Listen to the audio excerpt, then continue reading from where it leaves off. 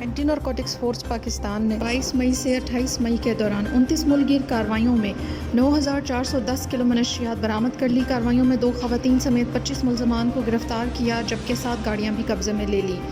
بلوچستان نے 11 کارروائیوں میں 9217 کلو منشیات برآمد کر کے 2 ملزمان کو گرفتار کیا جبکہ 3 گاڑیاں بھی قبضے میں لے لی۔ خیبر پختونخوا نے 3 کارروائیوں کے دوران 154 کلو منشیات اور 7460 نشاور گولیاں برآمد کر کے 6 ملزمان کو گرفتار کیا اور 1 گاڑی بھی قبضے میں لے لی۔ سندھ نے 4 کارروائیوں کے دوران 24 کلو منشیات اور 8160 نشاور گولیاں برآمد کر کے 2 خواتین سمیت 5 ملزمان کو گرفتار کیا اور 1 گاڑی بھی قبضے میں لے لی۔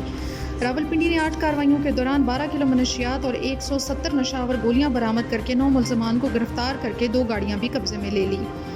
پنجاب نے 3 کارروائیوں کے دوران 1600 گرام منشیات برآمد کر کے 3 ملزمان کو گرفتار کیا۔ تمام مقدمات انسداد منشیات ایکٹ کے تحت متعلقہ تھانوں میں درج کر کے تفتیش کا آغاز کر دیا گیا ہے۔